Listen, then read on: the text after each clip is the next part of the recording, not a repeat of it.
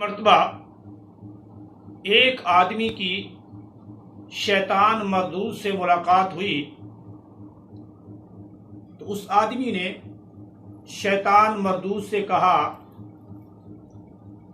कि आज जो दुनिया के अंदर फसाद बर्पा हो चुका है, घर घर में लड़ाई और दुनिया गुनाहों से अटी हुई है, ये सब तेरी शरारत है, तेरा मचाया हुआ फसाद है।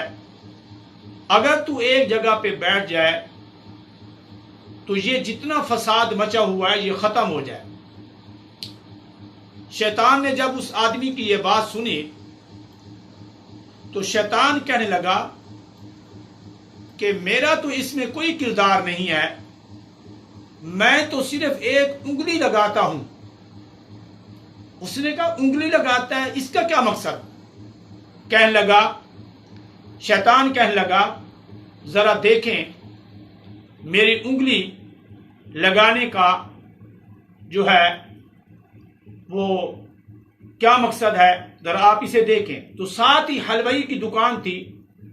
शैतान ने वहां हलवाई की दुकान पे शीरा पड़ा था, उसने अपनी उंगली उस शीरे में यूं लगाई और दीवार पर लगा दिया शीरा। जब दीवार पे शीरा लगाया तो कहीं से उड़ती हुई मक्खी आई और उस शीरे पे बैठी, और जब मक्खी बैठी तो इधर से छिपकली आई मक्खी को खाने के लिए।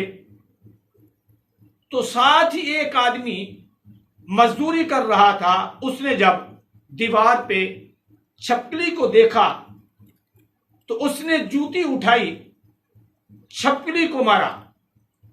तो उसकी वो जूती जो है छिपकली को तो ना लगी, लेकिन उस हलवाई की दुकान पे पड़ा हुआ जो शीरा था उसमें गिर गई। हलवाई को गुस्सा आ गया, वो उठा और उसके गिरेबान में पड़ गया कि तूने मेरा शीरा खराब कर दिया।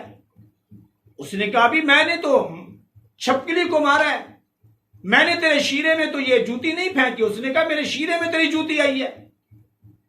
अब उधर से हलवाई के हिमायती आ गए और इधर से कुछ उस मजदूर के दूसरे आदमी के हिमायती आ गए और एकदम जो है आपस में वो दस्तो गिरेबान हो गए और एक दूसरे को मारना शुरू कर दिया और एक फसाद जो है वो बर्पा हो गया।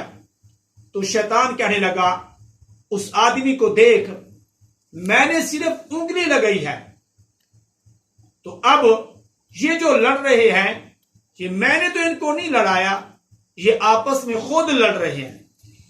तो इस वाक्य से हमें ये बात समझ लेनी चाहिए कि शैतान की उंगली की शरारत का इतना बड़ा नुकसान है, तो पूरे शैतान के वजूद का, कि पूरा शैतान अगर किसी के साथ हो जाए या किसी मामले में वो दखल अंदाजी करे तो फिर कितना बड़ा फसाद बर्पा होगा। तो गोया जब भी कोई ऐसा माहौल लड़ाई का पैदा होने लगे तो हमें फौरन जो है जहन में ये बात लानी चाहिए कि ये शैतान की साजिश है, और शैतान वो है कि जिसके बारे में अल्लाह ने फरमाया इन्न शैतान लकुम अदुव्वुन फत्तखिज़ूहु अदुव्वा, शैतान तुम्हारा दुश्मन है, तुम भी उसे अपना दुश्मन समझो। इसलिए अल्लाह ने फरमाया वला तत्तबिउ खुतवातिश शैतान, शैतान के नक्शे कदम पे ना चलो, शैतान तुम्हारा दुश्मन है, शैतान तुम्हारा मुखालिफ है और पहले दिन से ये दुश्मनी करता चला आ रहा है।